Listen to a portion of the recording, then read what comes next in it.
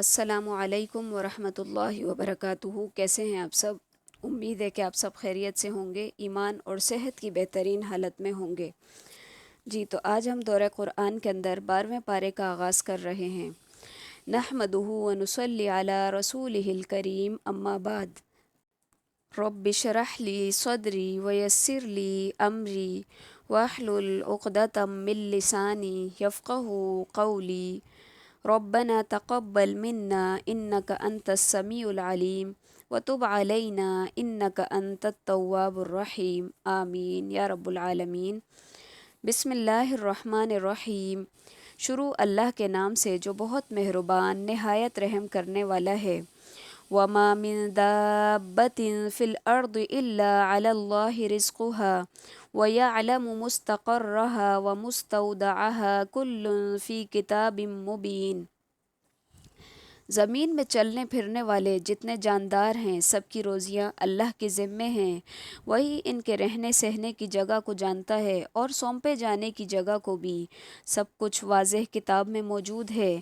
اللہ ہی وہ ہے جس نے 6 دنوں میں آسمانوں اور زمین کو پیدا کیا، اور اس وقت اس کا عرش پانی پر تھا، تاکہ وہ تمہیں آزمائے کہ تم میں سے اچھے عمل والا کون ہے۔ اور اگر آپ ان سے کہیں کہ تم لوگ مرنے کے بعد دوبارہ اٹھائے جاؤ گے، تو کافر لوگ فوراً جواب دیں گے یہ تو نرا صاف صاف جادو ہے۔ اور اگر ہم ان سے عذاب کو گنی چنی مدت تک کے لیے پیچھے ڈال دیں تو وہ ضرور پکار اٹھیں گے کہ عذاب کو کون سی چیز روکے ہوئے ہے۔ سنو، جس دن وہ ان کے پاس آ جائے گا پھر ان سے ٹلنے والا نہیں، پھر تو جس چیز کی یہ ہنسی اڑاتے تھے وہ ان کو گھیر لے گی۔ اب یہاں پر آپ دیکھیں کہ بات کی گئی ہے کہ آسمان اور زمین جو بنائے گئے ہیں ان کو کوئی بیکار پیدا نہیں کیا گیا، بلکہ ان کی تخلیق کا ایک مقصد ہے۔ مقصد کیا ہے؟ اللہ تعالیٰ دیکھنا چاہتے ہیں، آزمانا چاہتے ہیں کہ کون ہے جو اچھے اعمال کرتا ہے۔ اب یہاں پہ اچھے عمل کی شرط رکھی گئی ہے، یعنی کہا گیا کہ کون ہے جو زیادہ عمل کرتا ہے، بلکہ اچھا عمل کہا گیا، کیونکہ احسن و عملہ کی 2 شرائط ہوتی ہیں۔ نمبر 1 وہ سنت کے مطابق ہونا چاہیے، نمبر 2 وہ خالص اللہ تعالیٰ کے لیے ہونا چاہیے، ریاکاری سے پاک ہونا چاہیے۔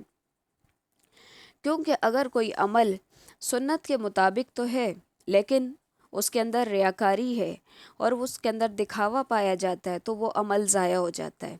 اسی طرح اگر کوئی عمل بظاہر دیکھنے میں بہت اچھا ہے لیکن اس کے اندر جو ہے سنت کے مطابق نہیں ہے وہ، اور وہ بدعت ہے، تب بھی وہ عمل برباد ہو جاتا ہے۔ تو اسی لیے احسن و عملہ کی یہ دونوں شرائط لازم اور ملزوم ہیں۔ پھر یہاں پہ اللہ تعالیٰ یہ بھی فرما رہے ہیں کہ جب ان سے ہم عذاب ٹال دیتے ہیں تو وہ کہتے ہیں کہ کون سی چیز اس کو روکے ہوئے ہے۔ تو اللہ تعالیٰ کے عذاب کو تو کوئی بھی نہیں روک سکتا، اور وہ جب چاہے اپنا عذاب بھیج دے، اور جب وہ فیصلہ کرے گا عذاب بھیجنے کا تو پھر کوئی بھی ٹالنے والا نہیں ہے اس کو۔ وَلَئِنْ أَذَقْنَا الْإِنسَانَ مِنَّا رَحْمَةً ثُمَّ نَزَعْنَاهَا مِنْهُ إِنَّهُ لَيَئُوسٌ کفور۔ اور اگر ہم انسان کو اپنی کسی نعمت کا ذائقہ چکھا کر پھر اس کو واپس لے لیں تو وہ بہت ہی نا امید اور بڑا ہی ناشکرا بن جاتا ہے۔ اور اگر ہم اس کو کوئی نعمت چکھائیں اس سختی کے بعد جو اس کو پہنچی تھی تو وہ کہنے لگتا ہے بس برائیاں مجھ سے جاتی رہیں، یقیناً وہ بڑا ہی اترانے والا شیخی خور ہے۔ یعنی کہ جو انسانوں کی اکثریت کا حال ہے وہ یہ ہے کہ نعمت کے چھن جانے پہ مایوس ہو جاتے ہیں، اور جب نعمت ملتی ہے تو اس کا سارا کریڈٹ خود کو دینے لگتے ہیں، فخر کرنے لگتے ہیں کہ میری فلاں قابلیت کا ذریعہ ہے اور یہ میری فلاں قابلیت کی وجہ سے ہے، اس لیے مجھے یہ نعمت دی گئی ہے۔ تو اللہ تعالیٰ ہی ہے جو نعمتیں دیتا بھی ہے اور لیتا بھی ہے، لیکن یہ ساری چیزیں آزمائش کے طور پر ہوتی ہیں۔ اب زیادہ اکثریت لوگوں کا تو یہی حال ہے، لیکن کچھ لوگ ایسے بھی ہیں جو اس طرح کے کام نہیں کرتے، اسی لیے اللہ تعالیٰ نے ان کو مستثنیٰ کیا ہے۔ إِلَّا الَّذِينَ صَبَرُوا، سوائے ان لوگوں کے جنہوں نے صبر کیا، وَعَمِلُوا الصَّالِحَاتِ، اور نیک اعمال کیے، أُولَٰئِكَ لَهُم مَغْفِرَةٌ وَأَجْرٌ كَبِيرٌ، ان کے لیے مغفرت ہے اور بہت بڑا اجر ہے۔ بس شاید کہ آپ اس وحی کے کسی حصے کو چھوڑ دینے والے ہیں جو آپ کی طرف نازل کی جاتی ہے، اور اس سے آپ کا دل تنگ ہے، صرف ان کافروں کی اس بات پر کہ اس پر کوئی خزانہ کیوں نہیں اترا یا اس کے ساتھ کوئی فرشتہ ہی کیوں نہیں آیا۔ سن لیجئے، آپ تو صرف صاف صاف ڈرانے والے ہیں، اور ہر چیز کا ذمہ دار اللہ ہے۔ کیونکہ مشرکین مکہ جو تھے وہ آئے روز نبی صلی اللہ علیہ وسلم سے کوئی نیا مطالبہ کرتے تھے، اور ان کے مطالبات سن کے آپ صلی اللہ علیہ وسلم کا سینہ تنگ ہوتا تھا۔ تو یہاں پر آپ کو حوصلہ دیا گیا ہے کہ آپ کا کام صرف ڈرانا ہے، باقی تو ساری چیزیں اللہ تعالیٰ کے ذمے ہے، وہ جب چاہے کوئی معجزہ اتارے اور جب چاہے کوئی معجزہ نہ اتارے۔ پھر مزید فرمایا ام یقولون افطرا، یا وہ کہتے ہیں کہ اس نے اس قرآن کو خود ہی گھڑ لیا ہے۔ جواب دیجئے کہ پھر تو تم بھی اس کی مثل 10 صورتیں گھڑی ہوئی لے آؤ، اور اللہ کے سوا جسے چاہو اپنے ساتھ بلا بھی لو، اگر تم سچے ہو اپنے دعوے کے اندر۔ پھر اگر وہ تمہاری اس بات کو قبول نہ کریں تو تم جان لو کہ یہ قرآن اللہ کے علم کے ساتھ اتارا گیا ہے، اور یہ کہ اس کے سوا کوئی معبود نہیں، پس کیا پھر تم مسلمان ہوتے ہو؟ ابن کثیر رحمۃ اللہ علیہ لکھتے ہیں کہ پہلے اللہ تعالیٰ نے چیلنج دیا کہ اگر تم اپنے اس دعوے میں سچے ہو کہ یہ قرآن محمد صلی اللہ علیہ وسلم کا بنایا ہوا ہے تو اس کی نظیر پیش کر کے دکھاؤ، اور تم جس کو چاہو مدد حاصل کر لو اس سے، لیکن تم کبھی بھی ایسا نہیں کر سکتے۔ فرمایا خواہ تم جن اور انسان سب کو اکٹھا کر لو اور اس قرآن کی طرح کوئی چیز لے آؤ، تب بھی تم نہیں ایسا بنا سکتے۔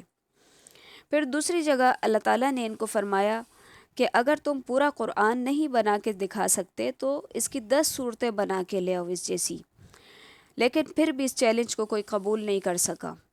پھر اللہ تعالیٰ نے تیسری جگہ فرمایا کہ چلو ایک سورت بنا کر لے آؤ، جیسا کہ سورہ یونس میں بھی اور سورہ بقرہ میں بھی گزر چکا ہے کہ ٹھیک ہے، سارا قرآن نہیں بنا سکتے ہو، 10 صورتیں نہیں بنا سکتے ہو، جاؤ ذرا ایک سورت بنا کے لے آؤ اس جیسی۔ تب بھی کوئی اس چیلنج کو قبول نہیں کر سکا۔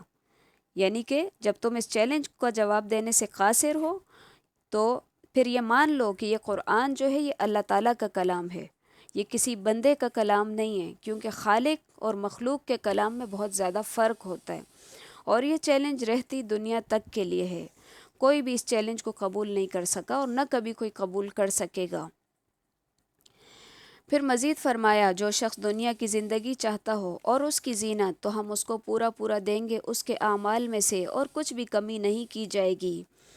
یہی وہ لوگ ہیں جن کے لیے آخرت میں کوئی حصہ نہیں سوائے آگ کے، اور ان کے وہ اعمال ضائع ہو گئے جو کچھ وہ کیا کرتے تھے۔ افمن کان علی بینۃ من ربہ، کیا وہ شخص جو اپنے رب کی جانب سے دلیل پر ہو اور اس کے ساتھ اللہ کی طرف سے ایک گواہ ہو جو اسے پڑھ کر سنائے، اور اس سے پہلے موسیٰ کی کتاب گواہ ہو جو پیشوا اور رحمت ہے، اوروں کے برابر ہو سکتا ہے؟ یہی وہ لوگ ہیں جو اس پر ایمان رکھتے ہیں، اور تمام فرقوں میں سے جو بھی اس کا منکر ہوا اس کے آخری وعدے کی جگہ جہنم ہے، پس تم اس میں کسی قسم کے شک میں نہ رہ، یقیناً یہ تیرے رب کی طرف سے سراسر حق ہے، لیکن اکثر لوگ ایمان لانے والے نہیں۔ وَمَنْ أَظْلَمُ مِمَّنِ افْتَرَى عَلَى اللَّهِ كَذِبًا، اور اس سے بڑھ کر ظالم کون ہوگا جو اللہ پر جھوٹ باندھے؟ یہ لوگ اپنے رب کے سامنے پیش کیے جائیں گے اور سارے گواہ کہیں گے یہی وہ لوگ ہیں جنہوں نے اپنے رب پر جھوٹ باندھا۔ خبردار رہو کہ اللہ کی لعنت ہے ظالموں پر جو اللہ کی راہ سے روکتے ہیں اور اس میں کجی تلاش کرتے ہیں، یہی آخرت کے منکر ہیں۔ نہ یہ لوگ دنیا میں اللہ کو عاجز کر سکے، اور نہ اللہ کے سوا ان کا کوئی حمایتی ہے، ان کو دگنا عذاب دیا جائے گا۔ نہ یہ سننے کی طاقت رکھتے تھے اور نہ یہ دیکھنے کی طاقت رکھتے تھے۔ یہی وہ لوگ ہیں جنہوں نے اپنا نقصان خود کر لیا، اور وہ سب کچھ ان سے کھو گیا جو انہوں نے گھڑ رکھا تھا۔ بے شک یہی لوگ آخرت میں نقصان اٹھانے والے ہیں۔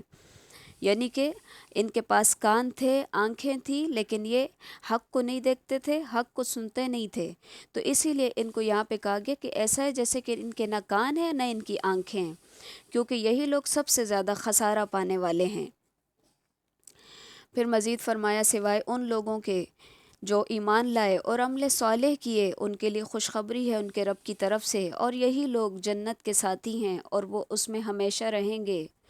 مثل الفریقین کالاعمی والاصم والبصیر والسمیع هل یستویان مثلا افلا تذکرون۔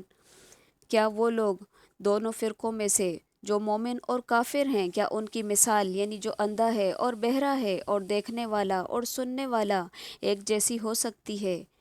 کیا پھر بھی تم نصیحت حاصل نہیں کرتے؟ کیونکہ جو شخص دیکھتا ہے وہ اندھے کی طرح نہیں ہے، اور جو شخص سنتا ہے تو نہ سننے والا اس کے برابر نہیں ہو سکتے۔ جیسے رات اور دن برابر نہیں ہے، روشنی اور اندھیرا برابر نہیں ہے، اسی طرح دیکھنے والا اور نہ دیکھنے والا بھی برابر نہیں ہے، اسی طرح مومن اور کافر بھی برابر نہیں ہیں۔ تو اللہ تعالیٰ فرما رہے ہیں کہ یہ مثال ہے، کیا یہ دونوں مثالیں برابر ہیں؟ کیا پھر بھی تم نصیحت حاصل نہیں کرتے ہو؟ وَلَقَدْ أَرْسَلْنَا نُوحًا إِلَىٰ قَوْمِهِ إِنِّي لَكُمْ نَذِيرٌ مُّبِينٌ، اور البتہ تحقیق ہم نے بھیجا نوح علیہ السلام کو ان کی قوم کی طرف۔ انہوں نے کہا بے شک میں ڈرانے والا ہوں واضح طور پر کہ نہ تم عبادت کرو سوائے اللہ کی، بے شک میں ڈرتا ہوں تم پر ایک دردناک دن کے عذاب سے۔ فقال الملأ الذين كفروا من قومه ما نراك إلا بشرا مثلنا، اس کی قوم سے کافر سرداروں نے جواب دیا کہ ہم تو تجھے اپنے جیسا انسان ہی دیکھتے ہیں، اور تیرے تابعداروں کو بھی ہم دیکھتے ہیں کہ یہ لوگ واضح طور پر سوائے نیچ لوگوں کے اور کوئی نہیں سوچے سمجھے تمہاری پیروی کر رہے۔ ہم تو تمہاری کسی قسم کی برتری اور اپنے اوپر نہیں دیکھ رہے، بلکہ ہم تو تمہیں جھوٹا ہی خیال کرتے ہیں۔ نوح نے کہا میری قوم، مجھے بتاؤ اگر میں اپنے رب کی طرف سے کسی دلیل پر ہوا اور مجھے اس نے اپنے پاس سے کوئی رحمت عطا کی ہو، کیا پھر وہ تمہاری نگاہوں میں نہ آئی ہو؟ کیا میں زبردستی اسے تمہارے گلے مڑ دوں حالانکہ تم اس سے بیزار ہو؟ اہل ایمان چونکہ اللہ اور اس کے رسول کے احکام کے مقابلے میں اپنی عقل اور دانش اور رائے کا استعمال نہیں کرتے، اسی لیے اہل بدعت جو ہوتے ہیں، اہل باطل جو ہوتے ہیں، وہ ان کو کم عقل سمجھتے ہیں، موٹی عقل والا سمجھتے ہیں، اور کہتے ہیں کہ ان کو تو کچھ پتہ ہی نہیں ہے، اسی لیے رسول کی پیروی کرنے لگ گئے، کوئی اور کام ہے نہیں تو اسی لیے دین پر چل رہے ہیں، یعنی کہ ایک طرح سے مذاق بھی اڑاتے ہیں اور ان کو بیوقوف سمجھتے ہیں۔ اور پھر یہاں بینہ سے مراد ایمان اور یقین ہے، اور رحمت سے مراد نبوت ہے۔ وَيَا قَوْمِ لَا أَسْأَلُكُمْ عَلَيْهِ مَالًا، اور اے میری قوم میں تم سے اس پر کوئی مال نہیں مانگتا، بے شک میرا اجر تو اللہ ہی کے ذمہ ہے، اور میں ان لوگوں کو ہٹانے والا نہیں جو میرے پاس ایمان لائے ہیں، انہیں اپنے رب سے ملنا ہے، لیکن میں دیکھتا ہوں کہ تم لوگ جہالت کر رہے ہو۔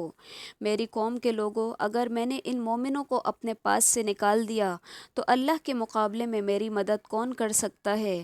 کیا تم کچھ بھی غور و فکر نہیں کرتے؟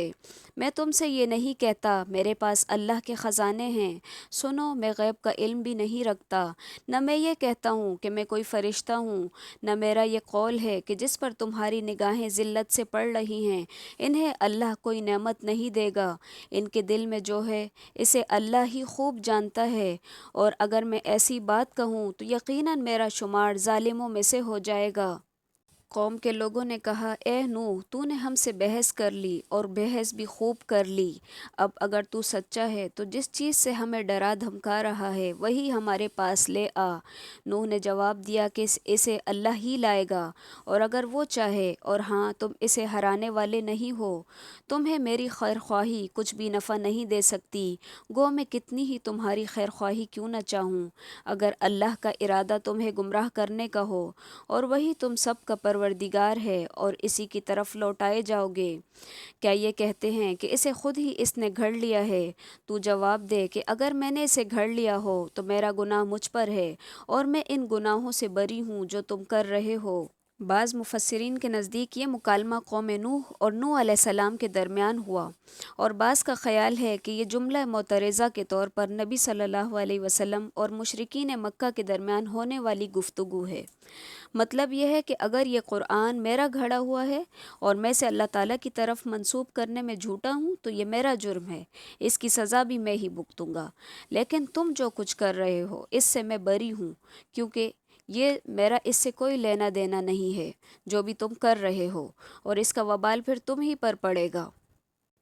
नूह की तरफ वही भेजी गई कि तेरी कौम में से जो ईमान ला चुके हैं उनके सिवा कोई अब ईमान लाने वाला नहीं, बस तू इनके कामों पर गमगीन न हो, और एक कश्ती हमारी आंखों के सामने और हमारी वही से तैयार कर, और जालिमों के बारे में हमसे कोई बातचीत न कर, वो पानी में डुबो दिए जाने वाले हैं। क्योंकि नूह अलैहिस्सलाम जो है उन्होंने 950 साल तक तबलीग की अपनी कौम को। जो ईमान ला चुके हैं उसके बाद अब कोई ईमान मज़ीद लाने वाला नहीं है, तो इसलिए कश्ती हमारी आंखों के सामने और हमारी वही के मुताबिक तैयार करो। फिर जब नूह अलैहिस्सलाम कश्ती बनाने लगे, उनकी कौम के जो सरदार उनके पास से गुज़रते वो इनका मजाक उड़ाते। वो कहते कि अगर तुम हमारा मजाक उड़ाते हो तो हम भी तुम पर एक दिन हंसेंगे, जैसे कि आज तुम हम पर हंसते हो। मसलन कहते कि नूह, नबूवत के बाद आप बड़े ही भी बन गए हो, अब कश्तियाँ भी बनाना शुरू कर ली हैं तुमने, पहले तो नबूवत का दावा किया और अब कश्तियाँ बना रहे हो। यानी कि मजाक उड़ाते थे नूह अलैहिस्सलाम का। तो यहाँ पे इसीलिए अल्लाह ताला फरमा रहे हैं कि वो नूह अलैहिस्सलाम का मजाक उड़ाते थे, तो नूह अलैहिस्सलाम ने भी कहा कि एक दिन ऐसा आएगा कि हम भी तुम्हारा इसी तरह मजाक उड़ाएंगे। फ़सौफ़ तअलमून, पस अनक़रीब तुम जान लोगे कि मन यअतीहि अज़ाबुन युख़ज़ीही, और कौन है जिस पर वो अज़ाब आएगा जो उसको रुसवा कर देगा, और अज़ाब कौन है जो जिसको अज़ाब घेरने वाला है दायमी।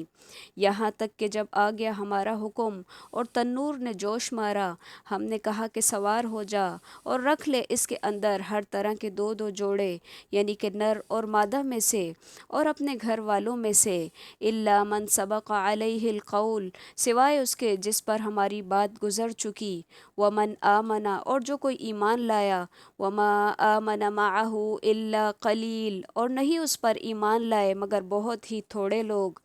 यानी कि नूह अलैहिस्सलाम ने 950 साल तब तबलीग की, उसके बावजूद अल्लाह ताला फरमा रहे कि वमा आमना माअहू इल्ला क़लील, उस पर बहुत ही थोड़े लोग ईमान लाए थे। अब जब अल्लाह ताला का अज़ाब आ गया तो अल्लाह ताला ने कह दिया कि कश्ती के अंदर तमाम किस्म के नर और मादा के जोड़े रख दो, और फिर उसके अंदर उन लोगों को भी सवार कर लो जो ईमान लाए हैं तुम्हारे साथ, यानी जो तुम्हारे अहल हैं उनको सवार कर लो। वक़ाल अरकबू फ़ीहा बिस्मिल्लाहि मजरेहा व मुरसाहा इन्न रब्बी लगफ़ूरुर रहीम। नूह ने कहा, इस कश्ती में बैठ जाओ, अल्लाह ही के नाम से इसका चलना और ठहरना है, यकीनन मेरा रब बड़ी बख्शिश और बड़ी रहमत वाला है। वो कश्ती इन्हें लेकर पहाड़ों जैसी मौजों में जा रही थी, और नूह ने अपने बेटे को जो एक किनारे पर था पुकार कर कहा, ए मेरे प्यारे बेटे, हमारे साथ सवार हो जा और काफिरों में शामिल न हो। इसने जवाब दिया कि मैं तो किसी बड़े पहाड़ की तरफ पनाह में आ जाऊंगा जो मुझे पानी से बचा लेगा।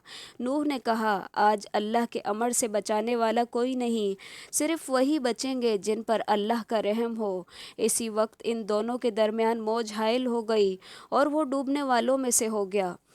आप अंदाज़ा लगाएं कि ये कितना ज़्यादा तकलीफ़ देह मंज़र है कि नूह अलैहिस्सलाम अपने बेटे से गुफ्तगू कर रहे हैं और एक मौज आती है बड़ी सारी और वो उनके बेटे को गर्क कर देती है। नूह अलैहिस्सलाम की दिली कैफियत का क्या हाल होगा उस वक्त।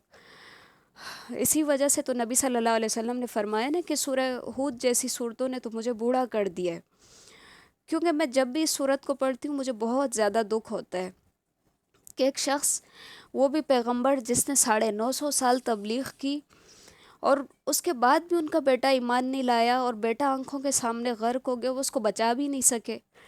यानी कितना ज़्यादा तकलीफ़ दे है ये मंज़र के अल्फाज नहीं मिलते इसके लिए मुझे। हर दफ़ा जब भी मैं इस सूरत को पढ़ती हूँ तो मुझे बहुत ज़्यादा दुख होता है और हमेशा मुझे फिर नबी सल्लल्लाहु अलैहि वसल्लम की बात याद आती है कि सूरह हूद जैसी सूरतों ने मुझे बूढ़ा कर दिया है। तो यहाँ पे भी बस ऐसा ही हुआ कि वो दोनों गुफ्तगू कर रहे हैं और अचानक से मौज हायल हो गई और उनका जो बेटा था वो उनकी आंखों के सामने डूब गया। फिर अल्लाह ताला फरमाते हैं कि हमने हुक्म दिया ज़मीन को कि ए ज़मीन अपना पानी निगल जा, और ए आसमान बस कर थम जा। इसी वक्त पानी सुखा दिया गया और काम पूरा कर दिया गया, और कश्ती जूदी नामी पहाड़ी पर जा लगी, और फरमा दिया गया जालिम लोगों पर अल्लाह की लानत नाजिल हो। नूह ने अपने परवरदिगार को पुकार कर कहा, ए मेरे रब, मेरा बेटा तो मेरे घर वालों में से है, यकीनन तेरा वादा बिल्कुल सच्चा है और तू तमाम हाकिमों से बेहतर हाकिम है। अल्लाह ने फरमाया, ए नूह, نوح یقیناً وہ تیرے گھرانے میں سے نہیں، اس کے کام بالکل ہی ناشائستہ ہیں۔ تجھے ہرگز وہ چیز نہیں مانگنی چاہیے جس کا تجھے مطلقاً علم نہ ہو۔ میں تجھے نصیحت کرتا ہوں کہ جاہلوں میں سے نہ ہو، کیونکہ نوح علیہ السلام نے سوچا کہ ان کا بیٹا جو ہے اس نے اتنے زیادہ طوفان اور یہ خطرات دیکھ لیے، اب ہو سکتا ہے کہ وہ ایمان لے آئے۔ اسی وجہ سے انہوں نے اللہ تعالیٰ کے پاس دعا کی کہ اللہ تعالیٰ تو نے تو کہا تھا کہ تو میرے گھر والوں کو نہیں ڈبوئے گا، میرا بیٹا کیوں اس طرح ہو گیا؟ تو اللہ تعالیٰ نے فرمایا کہ وہ تمہارا بیٹا نہیں تھا۔ حالانکہ نوح علیہ السلام نے قرابت نسبی کا لحاظ کیا، لیکن اللہ تعالیٰ نے اس کے باوجود کہ ایمان نہیں تھا اس کے پاس، تو اسی لیے اللہ تعالیٰ نے ایمان کی بنیاد پر فیصلہ کیا اور ایمان کی بنیاد پر ہی قرابت دی اللہ تعالیٰ نے۔ تو جب اس کے پاس ایمان نہیں تھا تو کہا کہ وہ تمہارا بیٹا ہی نہیں تھا۔ نوح نے کہا، اے میرے رب، میں تیری پناہ چاہتا ہوں اس بات سے کہ تجھ سے وہ مانگوں جس کا مجھے علم ہی نہ ہو۔ اگر تو مجھے نہ بخشے گا اور تو مجھ پر رحم نہ فرمائے گا تو میں خسارہ پانے والوں میں سے ہو جاؤں گا۔ فرما دیا گیا، اے نوح، ہماری جانب سے سلامتی اور ان برکتوں کے ساتھ اتر جو تجھ پر ہیں اور تیرے ساتھ کی بہت سی جماعتوں پر، اور بہت سی جماعتیں وہ ہوں گی جنہیں ہم فائدہ ضرور پہنچائیں گے، لیکن پھر انہیں ہماری طرف سے دردناک عذاب پہنچے گا۔ یہ خبریں غیب کی خبروں میں سے ہیں جن کی وحی آپ کی طرف کرتے ہیں، اس سے پہلے آپ ان سے واقف نہ تھے اور نہ آپ کی قوم، اس لیے صبر کرتے رہیے، یقین مانیے کہ انجام کار پرہیزگاروں کے لیے ہے۔ اب اس آیت میں بھی واضح طور پر نبی صلی اللہ علیہ وسلم سے کہا جا رہا ہے کہ ما کنت تعلمھا انت ولا قومک، کہ آپ بھی اس سے پہلے اس سے واقف نہیں تھے، یعنی کہ آپ غیب کا علم نہیں جانتے۔ یہاں پہ یہ بات پھر واضح طور پر کہی جا رہی ہے، کیونکہ ہم میں سے بہت سارے لوگوں کا عقیدہ ہے کہ نبی صلی اللہ علیہ وسلم علم غیب جانتے ہیں، لیکن قرآن بار بار کہتا ہے کہ آپ علم غیب نہیں جانتے تھے، اور یہ غیب کی خبروں میں سے ہے جس سے ہم نے آپ کو آگاہ کیا ہے۔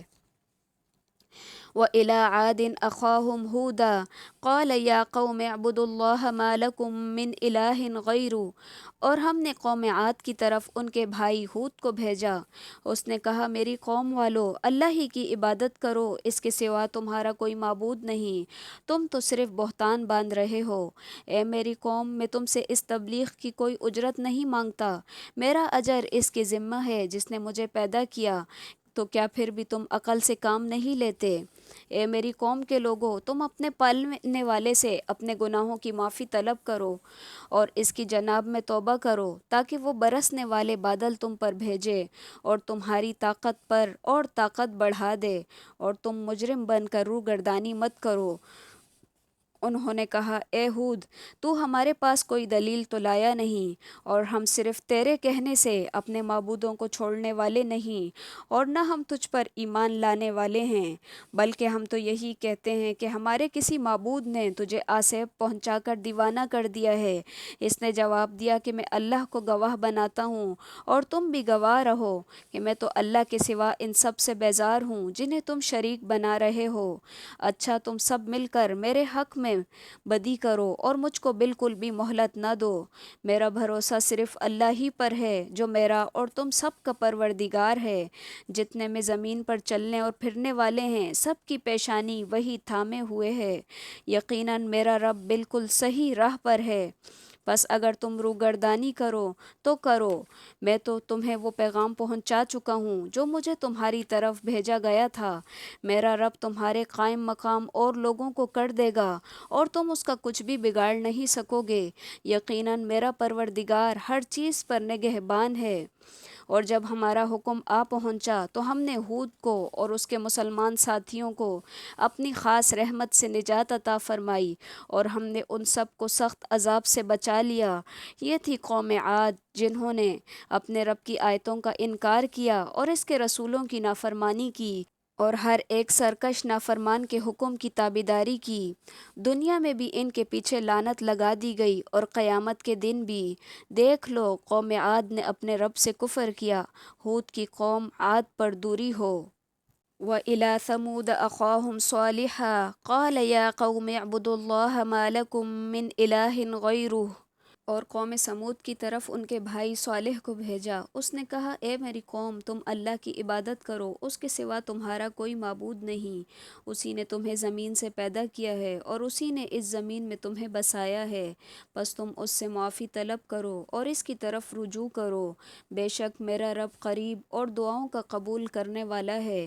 انہوں نے کہا اے صالح، اس سے پہلے تو تجھ سے ہمیں بہت سی امیدیں تھیں، کیا تو ہمیں ان کی عبادتوں سے روک رہا ہے جن کی عبادت ہمارے باپ دادا کرتے چلے آئے؟ ہمیں تو اس دین میں حیران کن شک ہے جس کی طرف تو ہمیں بلا رہا ہے۔ اس نے جواب دیا کہ اے میری قوم کے لوگوں، ذرا بتاؤ تو، اگر میں اپنے رب کی طرف سے کسی مضبوط دلیل پر ہوا اور اس نے مجھے اپنے پاس سے رحمت عطا کی ہو، پھر اگر میں نے اس کی نافرمانی کر لی تو کون ہے جو اس کے مقابلے میں میری مدد کرے؟ تم تو میرا نقصان ہی بڑھا رہے ہو۔ کیونکہ ہر پیغمبر کی جو دعوت رہی ہے وہ توحید کی دعوت رہی ہے، اور یہاں پہ صالح علیہ السلام کی جو قوم تھی ان کو بھی یہی اعتراض تھا کہ بھلا ہم اتنے سارے معبودوں کو چھوڑ کے اس ایک اللہ کو مان لیں، اور ہمارے باپ دادا تو کوئی غلط نہیں تھے، وہ بھی تو انہی بتوں کو پوجتے تھے، تو بھلا ایسے کیسے ہو سکتا ہے کہ ہم اپنے باپ دادا کا دین چھوڑ دیں؟ تو اسی وجہ سے وہ یہاں پر اعتراض کر رہے ہیں۔ بینہ سے مراد کھلی دلیل ہے اور رحمت سے مراد نبوت ہے، جیسا کہ پہلے بھی اس کی وضاحت گزر چکی ہے۔ پھر یہ کہ اللہ تعالیٰ فرماتے ہیں کہ ہم نے ان کے پاس جو ہے اونٹنی بھیجی۔ صالح علیہ السلام نے کہا وَيَا قَوْمِ هَٰذِهِ نَاقَةُ اللَّهِ لَكُمْ آیَةٌ، اور اے میری قوم، یہ اللہ تعالیٰ کی اونٹنی ہے، تمہارے لیے نشانی ہے، تو اس کو تم چھوڑ دو زمین کے اندر تاکہ یہ کھاتی پیتی رہے، اور نہ تم اس کو چھونا ساتھ برائی کے، ورنہ تم کو عذاب پکڑ لے گا قریب سے۔ فَعَقَرُوهَا، پھر بھی اس سارے کے باوجود انہوں نے کیا کیا کہ اس کی ٹانگیں کاٹ دی۔ جب انہوں نے ٹانگیں کاٹ دی تو صالح علیہ السلام نے ان سے کہا کہ اب جو ہے تم اپنے گھروں میں 3 دن فائدے اٹھا لو، اور اس کے بعد جو عذاب آئے گا تو یہ وعدہ تمہارے اوپر جھوٹا ہونے والا نہیں ہے، کیونکہ وہ سمجھتے تھے نا کہ یہ جھوٹے وعدے کر رہے ہیں، عذاب کوئی نہیں آنے والا۔ تو صالح علیہ السلام نے کہا اب عذاب آ کر رہے گا۔ فَلَمَّا جَاءَ أَمْرُنَا نَجَّيْنَا صَالِحًا وَالَّذِينَ آمَنُوا مَعَهُ بِرَحْمَةٍ مِنَّا وَمِنْ خِزْيِ يَوْمِئِذٍ، اور پھر جب ہمارا عذاب آ گیا تو ہم نے صالح کو اور ان پر ایمان لانے والوں کو اپنی رحمت سے اس عذاب سے بچا لیا اور اس دن کی رسوائی سے بھی۔ یقیناً تمہارا رب قوی اور غالب ہے۔ اور ظالموں کو بڑے زور کی چنگاڑ نے آ دبوچا، پھر تو وہ اپنے گھروں میں اوندھے پڑے رہ گئے، ایسے کہ گویا وہ وہاں کبھی آباد ہی نہ تھے۔ آگاہ رہو کہ قوم سمود نے اپنے رب سے کفر کیا، سن لو ان سمودیوں پر پھٹکار ہے۔ وَلَقَدْ جَاءَتْ رُسُلُنَا إِبْرَاهِيمَ بِالْبُشْرَىٰ قَالُوا سَلَامًا، اور ہمارے بھیجے ہوئے فرشتے ابراہیم کے پاس خوشخبری لے کر پہنچے اور سلام کہا، انہوں نے بھی جواباً سلام کہا، اور بغیر کسی تاخیر کے گائے کا بھنا ہوا بچڑا لے آئے۔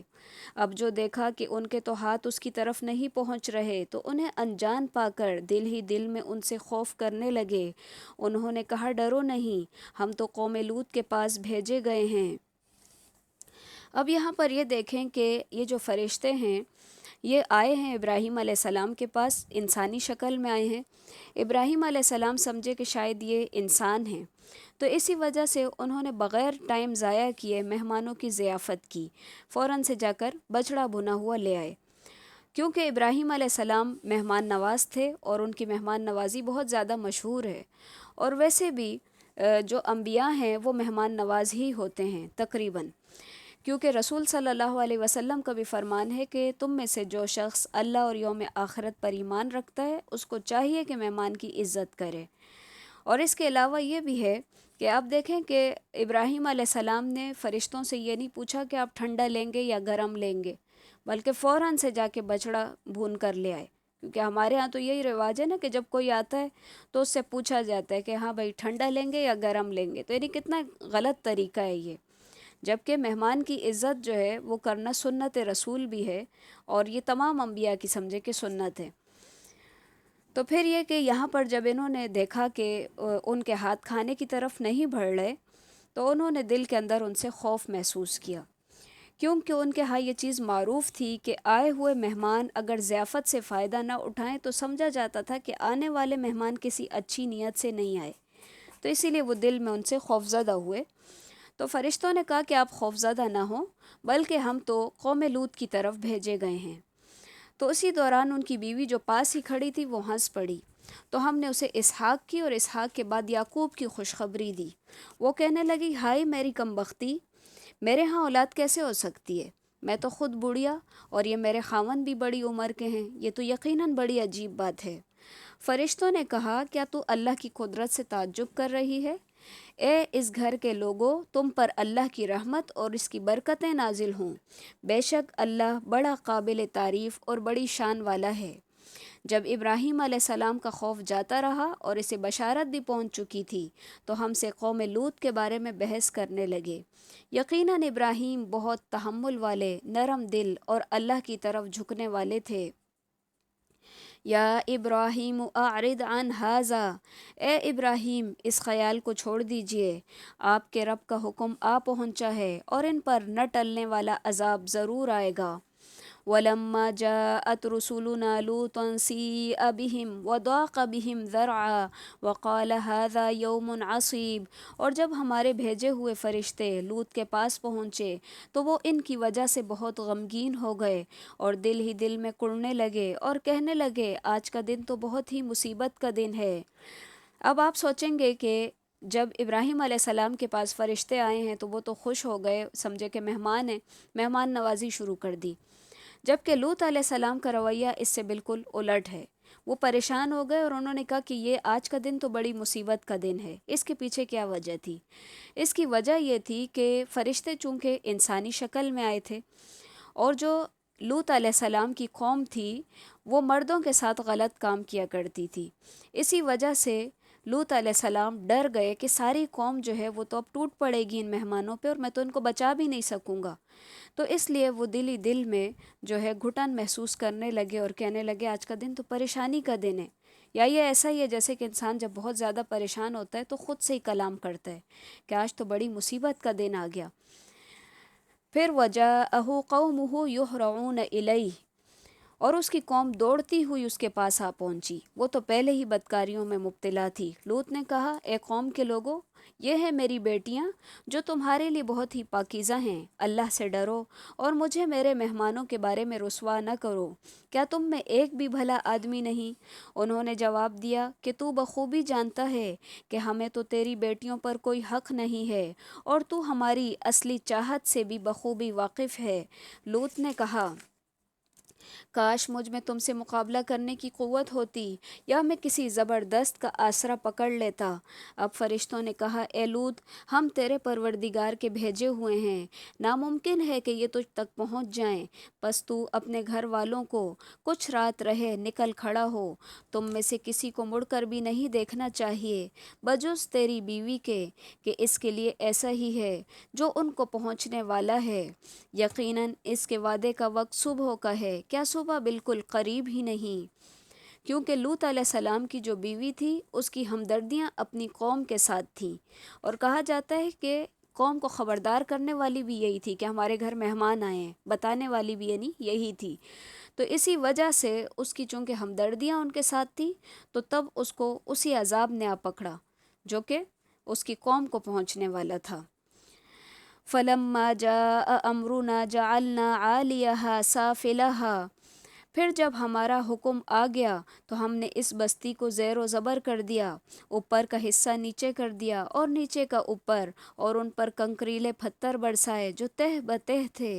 یعنی کہ اس قوم کے اوپر دو عذاب آئے، ایک تو یہ کہ یہ بستی الٹائی گئی، اوپر لے جا کر اس کو نیچے پٹکا گیا، دوسرا یہ کہ ان کے اوپر پتھروں کی بارش برسی، اور پتھر بھی ایسے جو نشان لگے ہوئے تھے اور وہ جس کے تھے اسی کو جا کر لگتے تھے۔ وَإِلَى مَدْيَنَ أَخَاهُمْ شُعَيْبًا، اور طرف مدین کے ہم نے ان کے بھائی شعیب کو بھیجا۔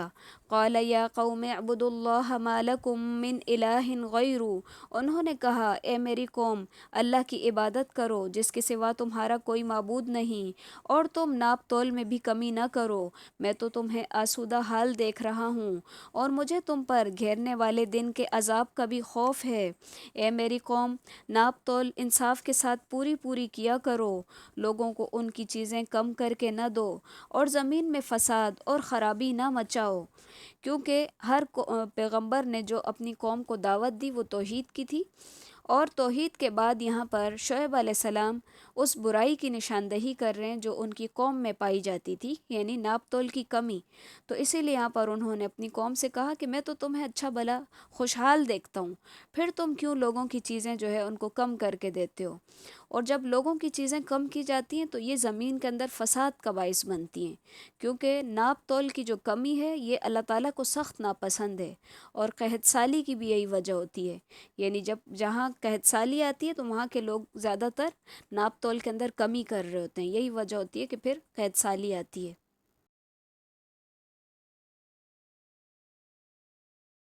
اللہ کا حلال کیا ہوا جو بچ رہے وہی تمہارے لیے بہت بہتر ہے اگر تم ایماندار ہو، میں تم پر کچھ نگہبان اور داروغہ نہیں ہوں۔ انہوں نے جواب دیا اے شعیب، کیا تیری نماز تجھے یہی حکم دیتی ہے کہ ہم اپنے باپ دادوں کے معبودوں کو چھوڑ دیں اور ہم اپنے مالوں میں جو کچھ چاہیں اس کو بھی چھوڑ دیں؟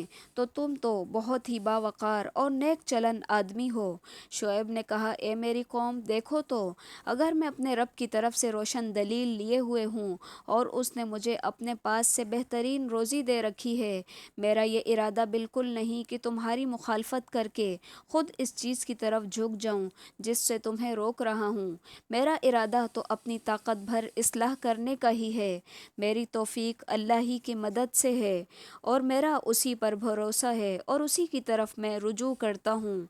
کہا اور اے جاتا میری ہے کہ قوم، شعیب علیہ میرے السلام خلاف کا ضد قبیلہ تمہارے لیے باقی اس کفار بات کے کے مقابلے مقابلے میں میں ہو جائے کمزور اور کہ تعداد میں تمہیں بھی کم ویسا تھا، معاملہ پیش لیکن آ وہ جائے قبیلہ چونکہ جیسا کہ کفر و قوم شرک نوح میں یا اپنی قوم ہی قوم کے ہود ساتھ یا تھا، قوم اس صالح کو لیے پیش اپنے ہم آیا، مذہب ہونے اور کی قوم وجہ سے لوط تو اس تم سے قبیلے کا کچھ دور لحاظ ہی نہیں۔ بہرحال شعیب علیہ تم اپنے السلام کے رب سے ساتھ سخت استغفار رویہ کرو اختیار اور اس کی کرنے طرف اور ان توجہ کو کرو، نقصان یقین پہنچانے میں مانو کہ مانع میرا تھا۔ رب بڑی تو اسی مہربانی وجہ سے اور وہ بہت کہتے ہی ہیں کہ محبت آپ کے کرنے قبیلے والا کی ہے۔ موجودگی میں ہم یہ انہوں کام نے نہیں کہا کر اے سکتے، شعیب، ورنہ تیری یہ کہ اکثر ہم تو باتیں ضرور تو ایسا ہماری کرتے کہ سمجھ آپ میں کو ہی نہیں سنسار کر آتی، دیتے۔ اور ہم تو تو تجھے شعیب اپنے علیہ اندر السلام نے بہت کہا ہی کہ اے کمزور میری قوم، پاتے ہیں، تم اپنی اگر جگہ تیرے عمل کرو قبیلے کا اور میں خیال نہ اپنی جگہ ہوتا عمل کرتا تو ہوں، ہم تجھے بس سنسار عنقریب کر دیکھ لیں دیتے، گے کون ہے اور جس کے ہم پر اوپر ایسا تمہارا عذاب دباؤ تو آتا ہے ہے جو ہی اس کو نہیں۔ رسوا کر دے گا، انہوں اور نے کون جواب ہے جو دیا جھوٹا کہ ہے۔ اے میری قوم کے لوگوں، وَارْتَقِبُوا کیا إِنِّي تمہارے مَعَكُمْ نزدیک رَقِیب، قبیلے کے لوگ اور تم اللہ بھی سے بھی زیادہ انتظار ذی کرو، عزت اور ہیں بے شک میں کہ بھی تم نے تمہارے اسے ساتھ پس پش انتظار ڈال کرنے دیا والوں ہے؟ میں سے ہوں۔ یقیناً جب میرا ہمارا رب حکم جو کچھ آپ تم کر پہنچا رہے تو ہم ہو نے شعیب کو گھیرے اور ہوئے ان کے ہے۔ تمام ساتھیوں کو جو کہ مومن تھے خاص اپنی رحمت سے نجات بخشی، اور ظالموں کو سخت چنگھاڑ نے آ پکڑا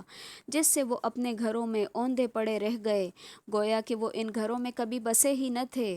آگاہ رہو، مدین والوں کے لیے بھی ویسی ہی دوری ہے جیسی دوری سمود کے لیے ہے، اور یقیناً ہم نے ہی موسیٰ کو اپنی آیات اور روشن دلیلوں کے ساتھ بھیجا فرعون اور اس کے سرداروں کی طرف، پھر بھی ان لوگوں نے فرعون کے احکام کی پیروی کی، اور فرعون کا کوئی حکم درست تھا ہی نہیں۔ وہ تو قیامت کے دن اپنی قوم کا پیشوا ہو کر ان سب کو دوزخ میں جا کھڑا کرے گا، اور وہ بہت ہی برا گھاٹ ہے جس پر وہ لا کھڑے کیے جائیں گے۔ ان پر تو دنیا کے اندر بھی لعنت چپکا دی گئی، اور قیامت کے دن بھی برا انعام ہے جو دیا گیا۔ ذَلِكَ مِنْ أَنْبَاءِ الْقُرَىٰ نَقُصُّهُ عَلَيْكَ مِنْهَا قَائِمٌ وَحَصِيدٌ۔ بستیوں کی یہ بعض خبریں جنہیں ہم تمہارے سامنے بیان فرما رہے ہیں، ان میں سے بعض تو موجود ہیں اور بعض کی فصل کٹ گئی ہے۔ ہم نے ان پر کوئی ظلم نہیں کیا، لیکن انہوں نے خود ہی اپنے آپ پر ظلم کیا، اور جب تمہارے رب کا حکم آ گیا تو ان کے ان معبودوں نے انہیں کوئی فائدہ نہیں دیا جن کو وہ اللہ کے سوا پکارتے تھے، بلکہ ان معبودوں نے ان کی تباہی اور بربادی میں کچھ اضافہ ہی کیا۔ تیرے پروردگار کی پکڑ کا یہی طریقہ ہے کہ جب وہ بستیوں کے رہنے والے ظالموں کو پکڑتا ہے، بے شک اس کی پکڑ دکھ دینے والی اور نہایت ہی سخت ہے۔ یقیناً اس میں ان لوگوں کے لیے نشان عبرت ہے جو قیامت کے عذاب سے ڈرتے ہیں، وہ دن جس میں سب لوگ جمع کیے جائیں گے، اور وہ دن ہے جس میں سب حاضر کیے جائیں گے۔ اسے ہم جو ملتوی کرتے ہیں تو وہ ایک مدت معین تک ہے، جس دن وہ آ جائے گی مجال نہ ہوگی کہ اللہ کی اجازت کے بغیر کوئی بات بھی کر سکے۔ سو ان میں کچھ نیک بخت ہوں گے اور کوئی بدبخت ہوں گے، لیکن جو بدبخت ہوئے وہ دوزخ میں ہوں گے، وہاں چیخیں گے چلائیں گے، اور وہیں ہمیشہ رہنے والے ہیں جب تک کہ آسمان اور زمین برقرار ہے، سوائے ان لوگوں کے جن کو تمہارا رب چاہے۔ یقیناً تیرا رب جو کچھ چاہے کر گزرتا ہے، لیکن جو نیک بخت کیے گئے وہ جنت میں ہوں گے جہاں وہ ہمیشہ رہیں گے جب تک آسمان اور زمین باقی رہے، مگر جو تمہارا پروردگار چاہے۔ یہ کبھی نہ ختم ہونے والی بخشش ہے۔ فلا تک فی مریۃ مما یعبد ہؤلاء ما یعبدون الا کما یعبد آباؤہم من قبل، اس لیے آپ ان چیزوں سے شک اور شبے میں نہ رہیں جنہیں وہ لوگ پوج رہے ہیں۔ ان کی پوجا تو اسی طرح ہے جس طرح ان کے باپ دادوں کی اس سے پہلے تھی۔ ہم ان سب کو اس کا پورا پورا حصہ بغیر کسی کمی کے دینے والے ہیں۔ وَلَقَدْ آتَيْنَا مُوسَى الْكِتَابَ فَاخْتُلِفَ فِيهِ، یقیناً ہم نے موسیٰ کو کتاب دی پھر اس میں اختلاف کیا گیا۔ اگر پہلے ہی آپ کے رب کی بات صادر نہ ہو گئی ہوتی تو یقیناً ان کا فیصلہ کر دیا جاتا، انہیں تو اس میں سخت شبہ ہے۔ یقیناً ان میں سے ہر ایک کو آپ کا رب اس کے اعمال کا پورا پورا بدلہ دے گا، بے شک وہ جو کچھ کر رہے ہیں ان اعمال سے وہ باخبر ہے۔ پس آپ جمے رہیے جیسا کہ آپ کو حکم دیا گیا ہے، اور وہ لوگ بھی جو آپ کے ساتھ توبہ کر چکے ہیں۔ خبردار تم حد سے نہ بڑھنا، اللہ تمہارے تمام اعمال کو دیکھنے والا ہے۔ دیکھو ظالموں کی طرف نہ جھکنا ورنہ تمہیں بھی دوزخ کی آگ لگ جائے گی، اور اللہ کے سوا تمہارا کوئی اور مددگار نہ ہوگا اور نہ تم مدد کیے جاؤ گے۔ وَأَقِمِ الصَّلَاةَ طَرَفَيِ النَّهَارِ وَزُلَفًا مِّنَ اللَّيْلِ إِنَّ الْحَسَنَاتِ يُذْهِبْنَ السَّيِّئَاتِ، دن کے دونوں سروں صبح اور شام کے اوقات میں نماز قائم کیجیے، اور رات کی کئی ساعتوں میں بھی، یقیناً نیکیاں برائیوں کو دور کر دیتی ہیں۔ یہ نصیحت ہے نصیحت پکڑنے والوں کے لیے۔ آپ صبر کرتے رہیں، یقیناً اللہ نیکی کرنے والوں کا اجر ضائع نہیں کرتا۔ بس کیوں نہ تم میں سے پہلے زمانے کے لوگوں میں سے ایسے اہل خیر لوگ ہوئے جو زمین میں فساد پھیلانے سے روکتے، سوائے ان چند کے جنہیں ہم نے ان میں سے نجات دی تھی۔ ظالم لوگ تو اس چیز کے پیچھے پڑ گئے جس میں انہیں آسودگی دی گئی، اور وہ گناہ گار تھے۔ آپ کا رب ایسا نہیں کہ کسی بستی کو ظلم سے ہلاک کر دے جبکہ وہاں کے لوگ نیکوکار ہوں۔ اگر آپ کا پروردگار چاہتا تو سب لوگوں کو ایک ہی امت بنائے رکھتا، وہ تو برابر اختلاف ہی کرتے رہیں گے، مگر جن پر آپ کا رب رحم فرمائے اسی لیے تو اس نے انہیں پیدا کیا ہے، اور آپ کے رب کی یہ بات پوری ہو گئی کہ میں جہنم کو جنوں اور انسانوں سب سے بھر دوں گا۔ وَكُلًّا نَقُصُّ عَلَيْكَ مِنْ أَنْبَاءِ الرُّسُلِ مَا نُثَبِّتُ بِهِ فُؤَادَكَ، رسولوں کے سب احوال ہم آپ کے سامنے آپ کے دل کی تسکین کے لیے بیان فرما رہے ہیں۔ آپ کے پاس اس صورت میں بھی حق پہنچ چکا جو نصیحت اور واعظ ہے مومنوں کے لیے۔ ایمان نہ لانے والوں سے کہہ دیجئے کہ تم اپنے طور پر عمل کیے جاؤ، ہم بھی اپنے عمل میں مشغول ہیں، اور تم بھی انتظار کرو، ہم بھی انتظار کرنے والے ہیں۔ وَلِلَّهِ غَيْبُ السَّمَاوَاتِ وَالْأَرْضِ وَإِلَيْهِ يُرْجَعُ الْأَمْرُ كُلُّهُ فَاعْبُدُوهُ وَتَوَكَّلْ عَلَيْهِ وَمَا رَبُّكَ بِغَافِلٍ عَمَّا تَعْمَلُونَ، آسمان اور زمین کا علم غیب اللہ ہی کو ہے، تمام کاموں کا رجوع بھی اسی کی جانب ہے، لہٰذا اسی کی عبادت کرو اور اسی پر بھروسہ رکھو، اور تم جو کچھ کر رہے ہو اس سے تمہارا رب غافل نہیں۔ سورہ یوسف۔ بسم اللہ الرحمن الرحیم، شروع اللہ کے نام سے جو بہت مہربان نہایت رحم کرنے والا ہے۔ الف لام را، یہ حروف مقطعات ہیں۔ تلک آیات الکتاب المبین، یہ روشن کتاب کی آیات ہیں۔ انا انزلناہ قرآنا عربیا لعلکم تعقلون، بے شک ہم نے قرآن کو عربی زبان میں نازل کیا تاکہ تم سمجھ سکو۔ آسمانی کتابوں کے نزول کا مقصد چونکہ لوگوں کی ہدایت اور رہنمائی ہے، اور یہ مقصد اسی وقت حاصل ہو سکتا ہے جب وہ کتاب اسی زبان میں ہو تاکہ لوگ اس کو سمجھ سکیں، اور قرآن کریم کے مخاطب اول چونکہ عرب تھے، اس لیے قرآن بھی عربی زبان کے اندر نازل ہوا۔ اس کے علاوہ یہ بھی ہے کہ عربی زبان جو ہے وہ اپنی فصاحت اور بلاغت میں اس کا کوئی ثانی نہیں ہے، یعنی کہ یہ بہت ہی بہترین زبان ہے اور اس کا کوئی بھی ثانی نہیں ہے، دوسری زبانیں اس کا مقابلہ نہیں کر سکتی ہیں۔ تو اسی وجہ سے قرآن کو عربی زبان کے اندر نازل کیا گیا تاکہ اس کو اچھے طریقے سے سمجھا جا سکے۔ ہم آپ کے سامنے بہترین بیان پیش کرتے ہیں اس قرآن کریم سے جو ہم نے آپ کی جانب وحی کے ذریعے نازل کیا ہے، اور یقیناً آپ اس سے پہلے بے خبروں میں سے تھے۔ اب یہاں پر دیکھیں کہ پھر نبی صلی اللہ علیہ وسلم سے کہا جا رہا ہے کہ آپ بے خبر تھے، یعنی آپ کو خبر نہیں تھی اس کی۔ اس سے بھی پتہ چل رہا ہے کہ آپ علم غیب نہیں جانتے تھے۔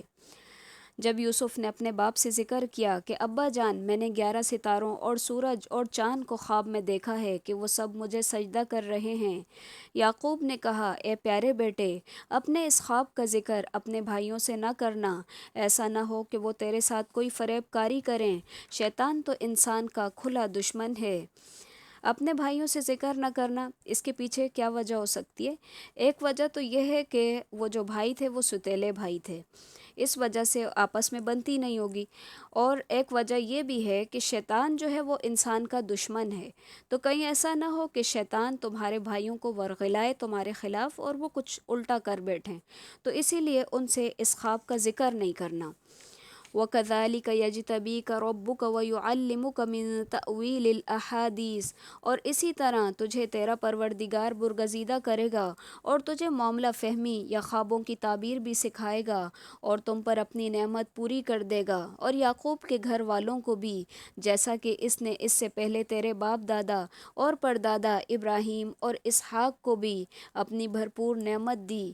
یقیناً تمہارا رب بہت بڑے علم والا اور زبردست حکمت والا ہے۔ یقیناً یوسف میں اور اس کے بھائیوں میں دریافت کرنے والوں کے لیے بڑی بڑی نشانیاں ہیں۔ جبکہ انہوں نے کہا کہ یوسف اور اس کا بھائی بنسبت ہمارے باپ کو بہت زیادہ پیارے ہیں، حالانکہ ہم طاقتور جماعت ہیں، کوئی شک نہیں کہ ہمارے ابا سری غلطی میں ہیں، یوسف کو تو ہی مار ہی ڈالو یا اسے کسی نامعلوم جگہ پھینک دو تاکہ تمہارے والد کا رخ صرف تمہاری ہی طرف ہو جائے، اس کے بعد تم نیک ہو جانا۔ یعنی کہ انہوں نے آپس میں طے کیا کہ اگر والد کی توجہ چاہتے ہو تو یوسف کو یا تو مار ڈالو یا اس کو دور دراز جا کے کہیں پھینک آؤ، کیونکہ اس سے کیا ہوگا کہ والد کی توجہ پھر تمہاری طرف ہو جائے گی۔ اور اتنا آسان بنا دیا نفس نے ان کے لیے، کہتے ہیں کہ اس کے بعد تم نیک ہو جانا، یا تو قتل کر دو یا پھینک دو اور پھر نیک ہو جانا۔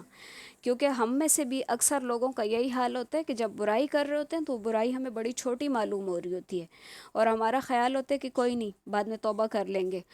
تو ایسی کوئی سوچ یوسف علیہ السلام کے بھائیوں کی بھی تھی کہ یا تو اس کو قتل کر دو اور یا پھینک دو اور اس کے بعد نیک لوگوں میں سے ہو جانا، کوئی بات نہیں ہے۔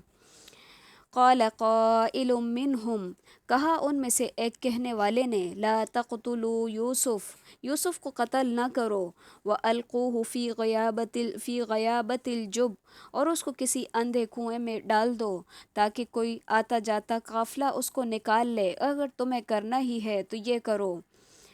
انہوں نے کہا ابا جان، آخر کیا بات ہے کہ یوسف کے بارے میں آپ ہم پر اعتبار نہیں کرتے، ہم تو اس کے خیر خواہ ہیں، کل آپ اسے ضرور ہمارے ساتھ بھیج دیجئے کہ خوب کھائے پیے اور کھیلے، اس کی حفاظت کے ہم ذمہ دار ہیں۔ یعقوب نے کہا اسے تمہارا لے جانا مجھے تو سخت صدمہ دے گا، اور مجھے یہ بھی کھٹکا لگا رہے گا کہ تمہاری غفلت میں اسے کہیں کوئی بھیڑیا نہ کھا جائے۔ انہوں نے جواب دیا کہ ہم جیسی زور آور جماعت کی موجودگی میں اگر اسے بھیڑیا کھا گیا تو ہم تو بالکل ہی بیکار ہوئے۔ یوسف علیہ السلام کے بھائیوں کی گفتگو سے ایسا معلوم ہوتا ہے کہ شاید اس سے قبل بھی برادران یوسف نے یوسف علیہ السلام کو اپنے ساتھ لے جانے کی کوشش کی ہوگی، لیکن باپ نے انکار کر دیا تو اس لیے نہیں لے جا سکے۔ تو اس لیے کہہ رہے ہیں کہ کیا بات ہے کہ آپ جو ہے ہمارے اوپر بھروسہ نہیں کرتے یوسف کے معاملے میں، اور اگر اس کو بھیڑیا کھا گیا تو پھر ہم بالکل ہی بیکار ہوئے، یعنی ہم اس کی حفاظت کا پورا انتظام کریں گے۔ فَلَمَّا ذَهَبُوا بِهِ وَأَجْمَعُوا أَن يَجْعَلُوهُ فِي غَيَابَتِ الْجُبِّ، اور پھر جب وہ اس کو لے گئے اور انہوں نے طے کر لیا کہ اسے کسی غیر آباد گہرے کنویں کی تہ میں پھینک دیں، ہم نے اس یوسف کی طرف وحی کی، یقیناً ایک وقت آ رہا ہے کہ تم انہیں اس ماجرے کی خبر اس حال میں دو گے کہ وہ جانتے ہی نہ ہوں گے۔ اور عشاء کے وقت وہ سب اکٹھے ہو کر اپنے باپ کے پاس روتے ہوئے پہنچے اور کہنے لگے، ابا جی، ہم تو آپس میں دوڑ میں لگ گئے اور یوسف کو ہم نے سامان کے پاس چھوڑ دیا، بس اسے بھیڑیا کھا گیا۔ آپ تو ہماری بات مانیں گے ہی نہیں، گو کہ ہم بالکل ہی سچے ہوں۔ یعنی اب دیکھیں کہ قصور بھی انہوں نے کیا ہے اور ملامت بھی باپ کو کر رہے ہیں کہ آپ تو ہماری بات نہیں مانیں گے۔ اس سے ایسا لگتا ہے کہ باپ اور بچوں کے درمیان تھوڑا سا کوئی فاصلہ رہا ہے، کیونکہ یہ بچے جو ہے ہر وقت شکوہ کرتے ہوئے نظر آتے ہیں اپنے باپ سے کہ آپ تو ہمیں کبھی سچا سمجھیں گے نہیں، آپ ہماری بات مانیں گے نہیں اگرچہ ہم سچے ہی ہوں۔ وَجَاءُوا عَلَىٰ قَمِيصِهِ بِدَمٍ كَذِبٍ، اور وہ جھوٹ موٹ کا خون گھڑ لائے اس کے کرتے پر۔ باپ نے کہا، یوں نہیں، بلکہ تم نے اپنے دل سے ایک بات بنا لی ہے، پس صبر ہی بہتر ہے، اور تمہاری بنائی ہوئی باتوں پر اللہ ہی سے مدد طلب ہے۔ اور ایک قافلہ آیا اور انہوں نے پانی لانے والے کو بھیجا، اس نے اپنا ڈول لٹکا دیا اور کہنے لگا، واہ واہ، خوش نصیبی کی بات ہے، یہ تو ایک لڑکا ہے۔ انہوں نے اسے سامان تجارت قرار دے کر چھپا لیا، اور اللہ اس سے باخبر تھا جو کچھ وہ کر رہے تھے۔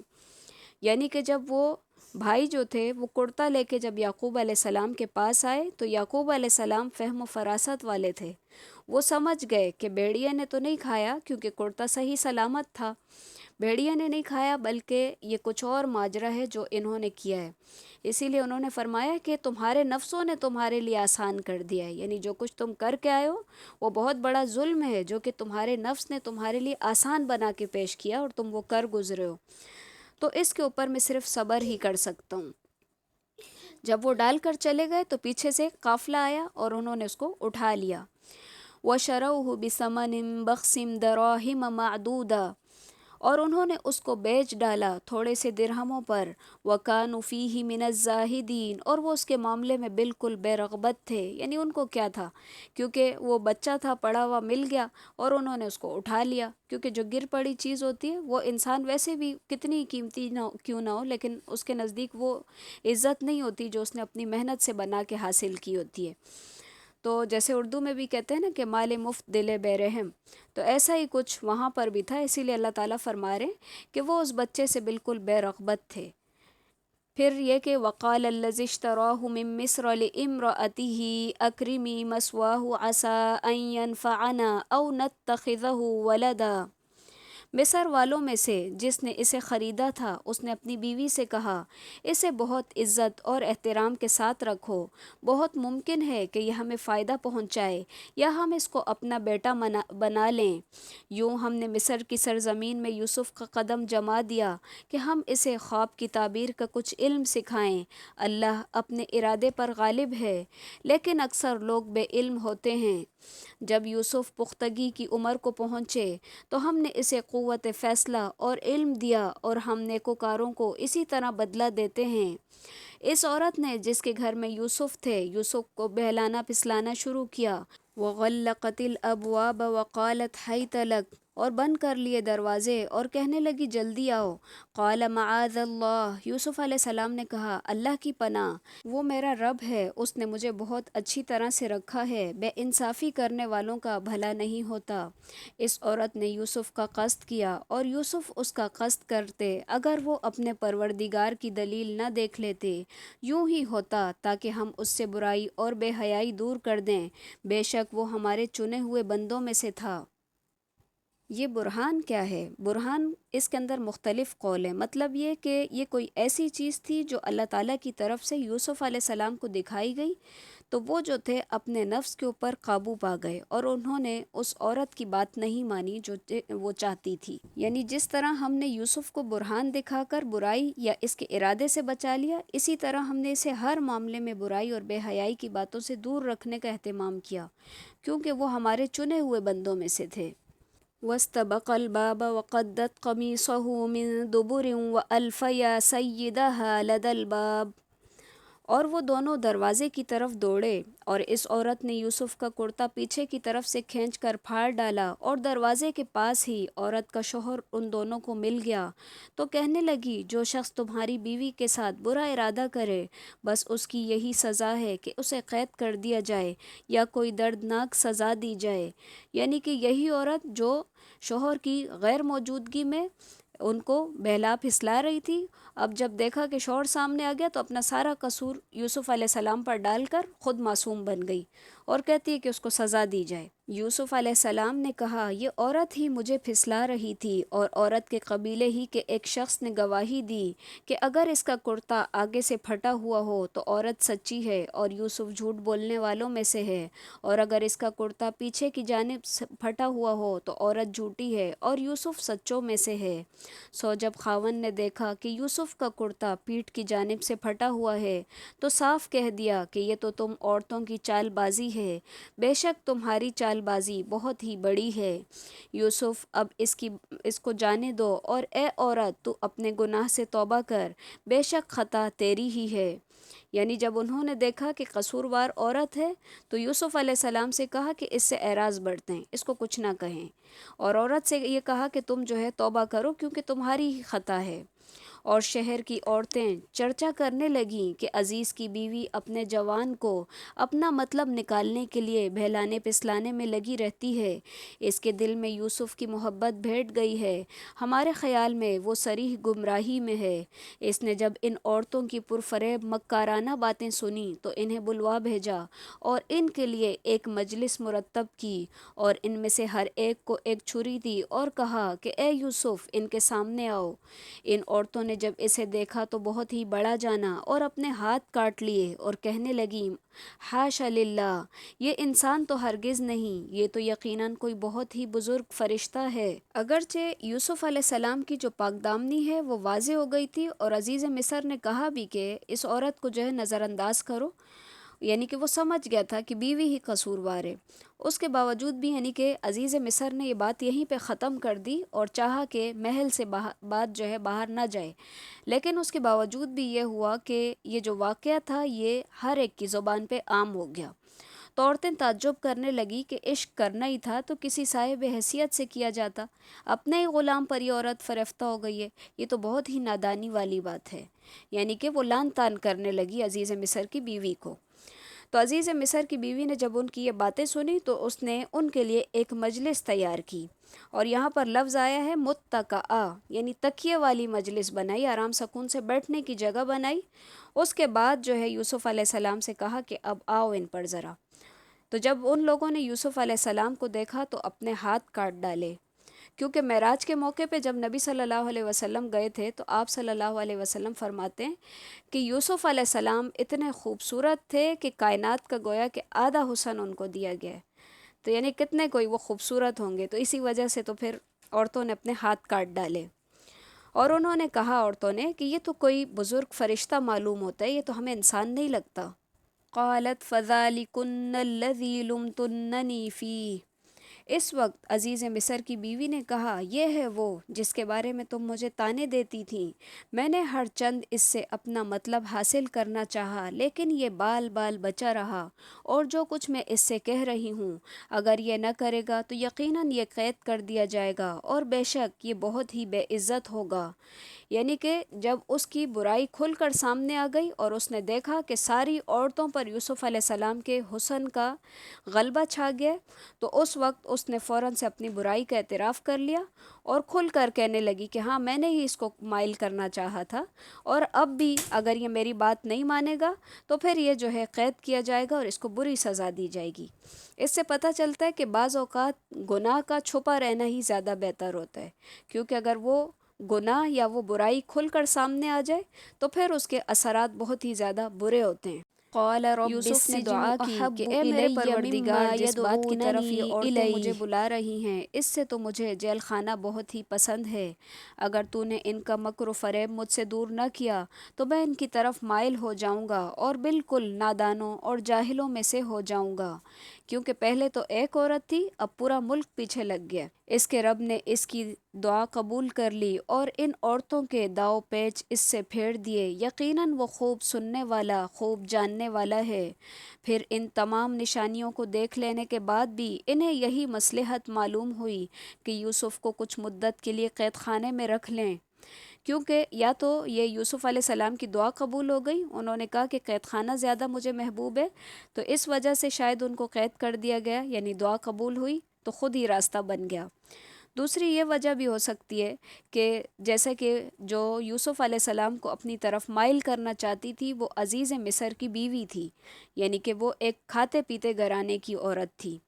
تو یہ بھی ہو سکتا ہے کہ وہاں کا قانون بھی صرف غریب کے لیے ہوتا ہو، اور یوسف علیہ السلام چونکہ اس ملک کے رہنے والے بھی نہیں تھے، ایک انجان انسان تھے اس ملک میں، تو اس وجہ سے ہو سکتا ہے کہ انہوں نے اپنا قانون یوسف علیہ السلام کے اوپر لاگو کیا ہو۔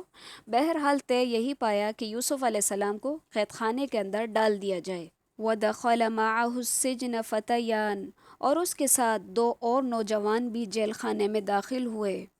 ان میں سے ایک نے کہا کہ میں نے خواب میں اپنے آپ کو شراب نچوڑتے ہوئے دیکھا ہے، اور دوسرے نے کہا میں نے اپنے آپ کو دیکھا ہے کہ میں اپنے سر پر روٹی اٹھائے ہوئے ہوں جسے پرندے کھا رہے ہیں۔ ہمیں آپ اس کی تعبیر بتائیے، ہمیں تو آپ خوابوں والے شخص معلوم ہوتے ہیں۔ یوسف نے کہا تمہیں جو کھانا دیا جاتا ہے اس کے تمہارے پاس پہنچنے سے پہلے ہی میں تمہیں اس کی تعبیر بتا دوں گا۔ یہ سب اس علم کی بدولت ہے جو مجھے میرے رب نے سکھایا ہے۔ یہاں پر دیکھیں کہ یہ جو خواب ان دونوں نے بیان کیے ہیں، ان میں ایک شخص کا تو خواب اچھا ہے اور ایک کا اچھا نہیں ہے، لیکن اس سب کے باوجود یوسف علیہ السلام نے اس معاملے کو بہت ہی آسان بنا کر ان کے اوپر پیش کیا اور ان کی پریشانی کو دور کرنے کی کوشش کی، اور کہا کہ جو کھانا ابھی تمہیں دیا جائے گا وہ ابھی آیا نہیں ہوگا کہ میں تمہیں اس کی تعبیر بتا دوں گا، یعنی کہ ہلکے پھلکے انداز میں ان سے گفتگو کر رہے ہیں، اور پھر ساتھ میں اپنی تبلیغ بھی شروع کی۔ کہتے ہیں کہ میں نے ان لوگوں کا مذہب چھوڑ دیا ہے جو اللہ پر ایمان نہیں رکھتے اور آخرت کے بھی منکر ہیں۔ میں اپنے باپ دادوں کے دین کا پابند ہوں، یعنی ابراہیم اور اسحاق اور یعقوب کے دین کا۔ ہمیں ہرگز یہ سزاوار نہیں کہ ہم اللہ کے ساتھ کسی کو شریک کریں۔ ہم پر اور تمام لوگوں پر اللہ کا یہ خاص فضل ہے، لیکن اکثر لوگ ناشکری کرتے ہیں۔ اے میرے قید خانے کے ساتھیوں، کیا متفرق کئی ایک پروردگار بہتر ہیں یا ایک اللہ زبردست طاقتور؟ اس کے سوا جن کی تم پوجا پاٹ کر رہے ہو وہ سب نام ہی نام ہیں جو تم نے اور تمہارے باپ دادوں نے خود ہی گھڑ لیے ہیں۔ اللہ نے اس کی کوئی دلیل نازل نہیں فرمائی، صرف اللہ ہی ہے جس کی فرمان روائی ہے۔ تم سب سوائے اس کے کسی اور کی عبادت نہ کرو، یہی دین درست ہے، لیکن اکثر لوگ نہیں جانتے۔ اے میرے قید خانے کے رفیقو، تم دونوں میں سے ایک تو اپنے بادشاہ کو شراب پلانے پر مقرر ہو جائے گا، لیکن دوسرا سولی دیا جائے گا اور پرندے اس کا سر نوچ نوچ کھائیں گے۔ تم دونوں جس کے متعلق تحقیق کر رہے ہو اس کام کا فیصلہ کر دیا گیا ہے، اور جس کی نسبت یوسف کا گمان تھا کہ ان دونوں میں سے وہ چھوٹ جائے گا، اس سے کہا اپنے بادشاہ سے میرا ذکر بھی کر دینا۔ پھر اسے شیطان نے اپنے بادشاہ سے ذکر کرنا بھلا دیا اور یوسف نے کئی سال قید خانے میں ہی کاٹے۔ بضع کا لفظ 3 سے لے کر 9 سال تک کے لیے بولا جاتا ہے، یعنی کہ یا تو 3 سال، کم سے کم مدت جو ہے اس کی 3 سال ہے۔ تو یوسف علیہ السلام نے اپنے طور پہ تدبیر کی، لیکن وہ شخص جو تھا وہ جب جیل خانے سے نکلا تو وہ بھول گیا، تو اس کی وجہ سے یوسف علیہ السلام کئی سال جیل میں رہے۔ بادشاہ نے کہا میں نے خواب میں دیکھا ہے کہ 7 موٹی تازہ فربا گائے ہیں جن کو 7 لاغر اور دبلی پتلی گائے کھا رہی ہیں، اور 7 بالیاں ہیں سبز اور دوسری 7 بالکل خشک۔ اے درباریوں، میرے اس خواب کی تعبیر بتاؤ اگر تم خواب کی تعبیر دے سکتے ہو۔ انہوں نے جواب دیا کہ یہ تو اڑے اڑے خواب ہیں پریشان کن، اور ایسے شوریدہ پریشان کن خوابوں کی تعبیر جاننے والے ہم نہیں ہیں۔ ان 2 قیدیوں میں سے جو رہا ہوا تھا اسے مدت کے بعد یاد آ گیا اور کہنے لگا میں تمہیں اس کی تعبیر بتا دوں گا، مجھے جانے کی اجازت دیجیے۔ اے یوسف، اے بہت بڑے سچے، آپ ہمیں اس خواب کی تعبیر بتائیے کہ 7 موٹی تازہ گائے ہیں جنہیں 7 دبلی پتلی گائے کھا رہی ہیں، اور 7 بالکل سبز خوشے ہیں، اور 7 ہی دوسرے بالکل خشک ہیں، تاکہ میں واپس جا کر ان لوگوں سے کہوں تاکہ وہ سب جان لیں۔ یوسف نے جواب دیا کہ تم 7 سال تک پے در پے لگاتار حسب عادت غلہ بویا کرنا اور فصل کاٹ کر اسے بالیوں میں ہی رہنے دینا سوائے اپنے کھانے کی تھوڑی سی مقدار کے۔ اب آپ یہاں پہ یہ دیکھیں کہ یوسف علیہ السلام نے اس شخص سے کوئی شکوہ نہیں کیا کہ تمہیں اتنے سال بعد میری یاد آئی، اور وہ بھی اپنے مطلب سے نہیں، بلکہ اس کو تعبیر دینے شروع ہو گئے، کیونکہ خیرخواہ ہوتے ہیں نا پیغمبر، تو وہ فوراً سے اس کو تعبیر بتا رہے ہیں کہ اس کی تعبیر کیا ہے، اور تعبیر کے ساتھ ساتھ ترتیب بھی بتا رہے ہیں کہ کرنا کیا ہے۔ یعنی کہ 7 سال جب تم پے در پہ غلہ بونا تو اس میں سے جو تم کھاؤ اس کے علاوہ باقیوں کو بالیوں کے اندر ہی رہنے دینا، کیونکہ جب غلہ اگر بالیوں کے اندر رہے گا تو وہ دیر تک محفوظ رہ سکے گا، اسی لیے انہوں نے کہا کہ اس کو بالیوں کے اندر ہی لگا رہنے دینا۔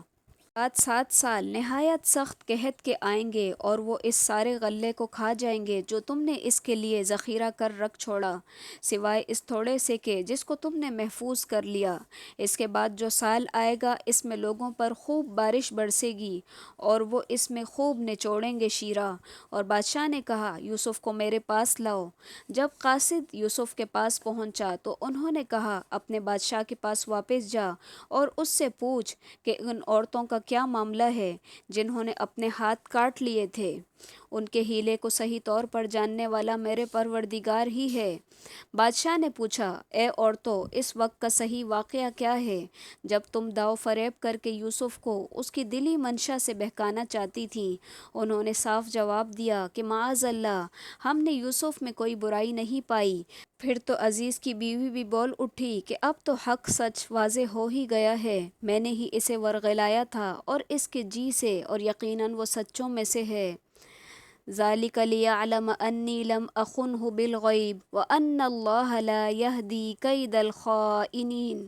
یوسف نے کہا یہ اس واسطے سے کہ عزیز جان لے کہ میں نے اس کی پیٹھ پیچھے اس کی خیانت نہیں کی، اور یہ بھی کہ اللہ دغا بازوں کے ہتھ کنڈے چلنے نہیں دیتا۔ یعنی ایسا نہیں ہوا کہ جیسے ہی وہ قاصد یوسف علیہ السلام کے پاس پہنچے تو یوسف علیہ السلام خوشی کے مارے فوراً سے چل پڑے ہوں، نہیں، بلکہ پہلے انہوں نے اپنی پوزیشن کلیئر کی کہ میرے اوپر جو الزام لگا تھا وہ ہٹا یا نہیں ہٹا۔ اسی وجہ سے انہوں نے کہلوا بھیجا کہ ان عورتوں کا کیا حال ہے جنہوں نے اپنے ہاتھ کاٹ لیے تھے، تاکہ گواہی جو ہے وہ ان کے حق میں آ جائے اور وہ جو ہے اپنے آپ کو بری الذمہ کر لیں اس معاملے سے جس کے اندر وہ کبھی پڑے ہی نہیں تھے، کیونکہ الزام تھا ان کے اوپر اور الزام پھر اتر گیا، اور بادشاہ نے یہ جان لیا کہ یہی شخص سچا ہے اور اس نے میری خیانت نہیں کی۔ تو اسی کے ساتھ ہمارے آج کے لیسن کا بھی اختتام ہے۔ سبحانک اللہم و بحمدک، نشہد ان لا الہ الا انت، نستغفرک و نتوب الیک۔ السلام علیکم ورحمۃ اللہ وبرکاتہ۔